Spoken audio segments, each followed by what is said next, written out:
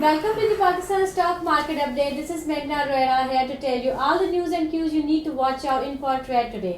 तो मेरे साथ है मिस्टर अमीन और आज हम बात करेंगे दीवान ग्रुप के बारे में। फर्स्ट ऑफ ऑल मैं आपको ये बताऊंगी कि दीवान ग्रुप में टोटल कितनी कंपनीज हैं।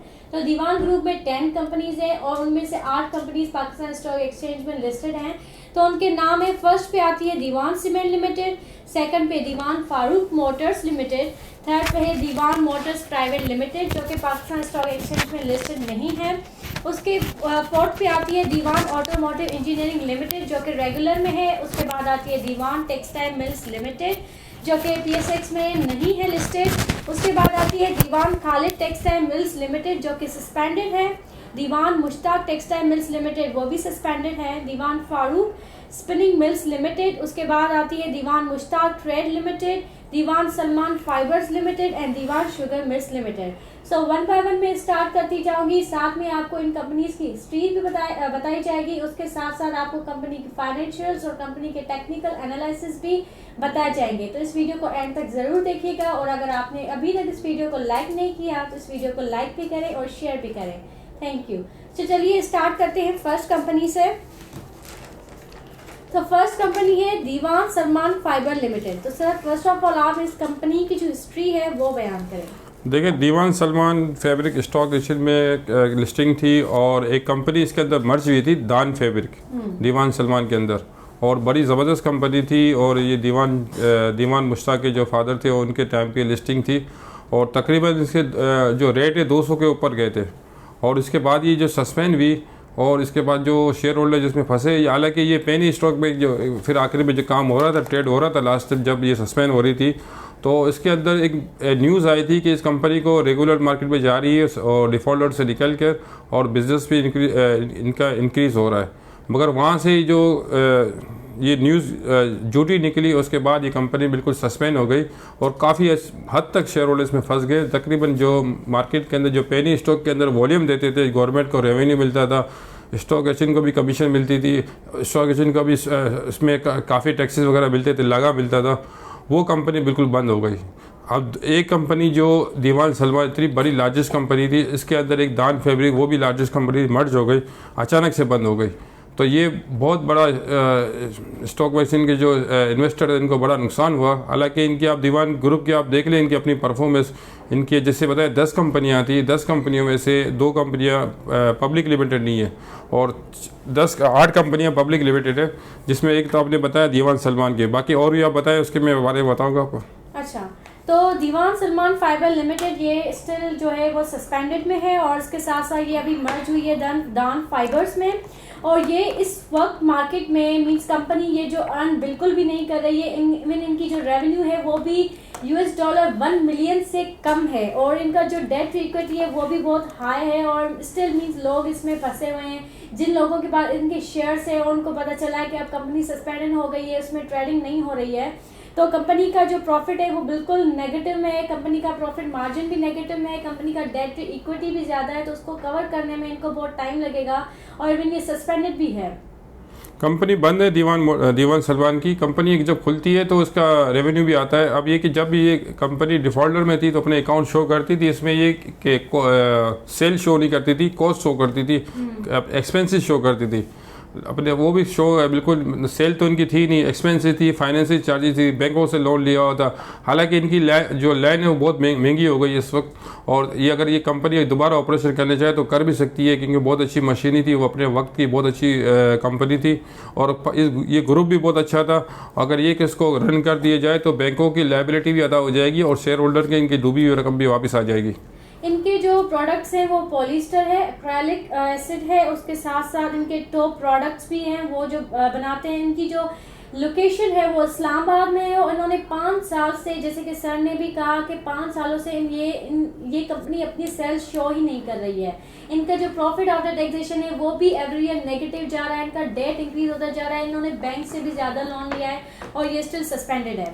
तो चलिए मूव करते हैं सेकंड कंपनी की तरफ। तो सेकंड कंपनी है दीवान शुगर मिल्स लिमिटेड जो कि वो ये जो कंपनी है ये भी डिफॉल्टर में है और उनका करंट रेट जो है वो 2.90 है। सर आप इसके बारे में दीवान शुगर की जो शुगर है सबसे मशहूर शुगर है, क्योंकि इनके जो मशीनें वगैरह लेटेस्ट थी, इनका जो शुगर का जो दाना है वो मशहूर, कहते हैं कि वो क्रिस्टल दाना है, बहुत अच्छा है। मगर ये जो इनका इतना कर्जा लिया हुआ है कि जितनी भी इनकी प्रोडक्ट होती है वो सब बैंकों में चले जाती है, वो बैंक इनके ड्यूज वगैरह इशू करते हैं। तो ये कि बैंक अपनी रिकवरी करी, ये शेयर होल्डर को कुछ फ़ायदा नहीं हो रहा। हालांकि अगर कोई ऐसा मैकेनिज्म बनाया जाए, रेगुलेटर इस पर कोई ख्याल करे या कोई नई प्रोडक्ट लाए ताकि दोनों को फ़ायदा हो, बैंक को भी बैंक की रिकवरी हो जाए और शेयर होल्डर को भी फ़ायदा हो जाए, इनको डिविडेंड वगैरह ना हो, कम से कम इनकी जो लायबिलिटी वगैरह वो अदा हो जाए तो कंपनी अपने पैर पे खड़ी हो जाए। तो इस किस्म का सिस्टम भी हो सकता है, तो बैंकों को भी फ़ायदा हो सकता है। रेगुलेटर इस पर थोड़ा तवज्जो दें।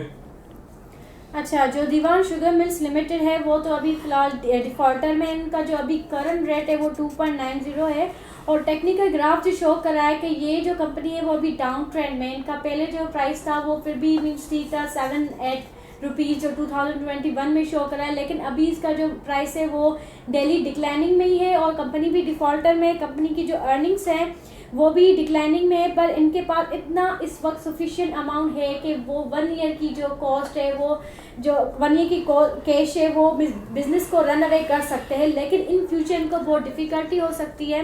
कंपनी का जो प्रॉफिट मार्जिन है वो प्रीवियस लास्ट 5 ईयर से भी इनका नेगेटिव है और अकॉर्डिंग टू टेक्निकल चार्ट में मीन सजेस्ट नहीं करूँगी कि आप इसमें ट्रेड करें, क्योंकि कंपनी ऑलरेडी डिफॉल्टर में है और इसमें फ्लक्चुएशन वॉलेटिलिटी बहुत ज़्यादा है। कंपनी के अंदर तो वॉल्यूम ही नहीं हो रहा बिल्कुल, के डिफॉल्टर में वॉल्यूम बहुत कम हो रहा है, कभी कभी हो जाता है वॉल्यूम, और 3 मंथ से मीन्स इनमें हाई वॉलेटिलिटी शो हो रही है। उसके बाद आती है दीवान सीमेंट लिमिटेड। सर ये जो दीवान सीमेंट है ये तो एक रनिंग कंपनी है, ये तो उस पर है रेगुलर मार्केट में है। हाँ। ना डिफॉल्टर में सस्पेंड में कुछ भी नहीं है, इस पर तवज्जो दी जाए। इसकी मशीनें बहुत अच्छी है, इसके पास जगह भी बहुत अच्छी है, इसके पास बिजनेस भी बहुत अच्छा है। ये भाषा डैम के नज़दीक है, अगर जैसे डैम का ऐलान होता है तो सबसे ज़्यादा इसी को फ़ायदा होगा। अगर इसी ग्रुप की एक कंपनी का अगर फ़ायदा होता है तो बाकी तमाम कंपनियों को भी फ़ायदा हो सकता है कि दीवान अगर चाहे तो ये अपनी दूसरी कंपनी को भी रन कर सकता है, यहाँ से बैंकों के ऑडी वगैरह है उसको मामला हल कर सकता है। अगर एक कंपनी की इसने ऑडी दे दी तो दूसरी कंपनी भी चांस से मिल सकते हैं, तो ये ग्रुप चल सकता है। इसमें काफ़ी गुंजाइश है, जब तक कि अगर रेगुलेटर चाहे, वो कंपनी के मालिकान खुद चाहे, जब हल हो सकता है, वरना तो बहुत मुश्किल है इसका। अच्छा, कंपनी जो है दीवान सीमेंट लिमिटेड, इसका जो अभी करंट रेट है 7.25 है और ये मैन्युफैक्चर एंड सेल करती है सीमेंट और ओवर द पास्ट 5 इयर्स इनकी जो अर्निंग्स है वो डिक्लाइन हुई है, लेकिन जो फर्स्ट क्वार्टर 2022 की जो एक्सपेक्टेड है कि रिजल्ट्स आएंगी तो इनके रेवेन्यूज जो है वो इंक्रीज हुए हैं, लेकिन स्टिल जो है वो इनकी लायबिलिटी इतनी ज़्यादा है कि वो इनके लॉस जो है वो स्टिल इंक्रीज ही हो रहे हैं और उनका जो टोटल नेट लॉस है वो 287.5 मिलियन का है। और अगर मैं 1 ईयर चेंज को देखूं तो इनका टोटल 34.5% इनका जो रेट है वो डिक्रीज हुआ है। और अगर आप 6 मंथ्स की इनकी PSX पे देखें इनका मार्केट शेयर प्राइस, तो वो 6 मंथ से इनका डिक्लाइनिंग ट्रेंड में ही है, इनका इंक्रीज नहीं हुआ है। पहले इनका 12 था 6 मंथ्स पहले और अभी इनका 7.25 मीन्स हाफ पे आके पहुंच गया है। और as compare to last year इनकी जो सेल है कंपनी की जो टोटल मार्केट शेयर है इसमें वॉलेटिलिटी भी ज़्यादा है और इनका अर्निंग पर शेयर भी नेगेटिव है, इनका नेट प्रॉफिट मार्जिन नेगेटिव है, इनका प्रॉफिट भी नेगेटिव है और इनका जो स्टिल जो डेट है वो भी हाई है और ये वेल कवर नहीं है। जैसे कि मैंने बताया कि अगर कंपनी का प्रॉफिट ही नेगेटिव है तो वो अपना डेट कैसे कवर करेंगे, इसलिए इनका जो डेट है और इंटरेस्ट पेमेंट है वो भी इनकी कवर नहीं हो रही, इट्स नॉट वेल कवर्ड। और अगर इनके ग्राफ को देखा जाए तो मैंने आपको बताया कि वो स्टिल डाउन ट्रेंड में ही है। 6 मंथ से इनका जो मार्केट शेयर प्राइस वो डिक्रीज ही हो रहा है, लेकिन जैसे कि सर ने बताया कि बादशाह डैम उसके नियर बाई बादशाह डैम की वहाँ पे बन रहा है तो वहाँ पे हो सकता है कि फिर कंपनी का जो मार्केट शेयर प्राइस है वो इंक्रीज हो जाए, या अगर मार्केट की सपोर्ट मिल जाए तब भी इनका जो मार्केट शेयर प्राइस है वो इंक्रीज हो सकता है। लेकिन इनकी फाइनेंशियल पोजीशन जो है वो स्टिल वीक है, बाकी ये मार्केट में रेगुलर परफॉर्म कर रही है। इनकी मार्केट में सीमेंट भी बिक रही है, ऐसा नहीं है कि बैंकों का मसला है कि बैंकों से लोन ली हुई है, उसका सेटलमेंट हो जाए तो ये कंपनी बहुत अच्छी परफॉर्मेंस करेगी। हाँ, लेकिन और इनकी जो सेल्स है वो भी हर साल इंक्रीज ही होती है, जैसे कि 5 बिलियन पहले 2020 में थी, लेकिन अभी 6 बिलियन इनकी सेल्स भी अच्छी हुई हैं, पर इनके मीन्स जो लॉसेस हैं वो स्टिल वो कवर ही कर रहे हैं। उसके बाद आती है दीवान फारूक मोटर्स। दीवान फारूक मोटर रनिंग कंपनी है, पेनी स्टॉक में टॉप वॉल्यूम में के अंदर भी आती है। दूसरा है कि इसकी बीच में कंपनी की तरफ से रिपोर्ट आई थी कि BMW बाइक बना रही है।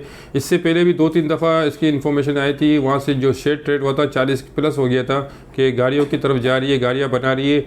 मगर ये जो सुनने में आया कि इसके पास 2 कंपनियों के लाइसेंस थे, वो उसने सेल कर दिए। अब ये कि इनके पास प्लांट भी मौजूद है, जगह भी इनकी अपनी है। बात ये कि बैंकों में बस इनका सबसे बड़ा इशू बैंक का ही है। अगर ये बैंक से सेटलमेंट हो जाता है तो ये ग्रुप बहुत अच्छा एक्टिव हो जाएगा। वैसे भी ये आप देखा जाए कि दीवान की जो अपनी वर्थ है, इनकी जो डायरेक्टर वगैरह की, और बहुत ज़्यादा है। पाकिस्तान के रिचित पर्सन में आते हैं, टॉप 10 के अंदर भी इनका नंबर था।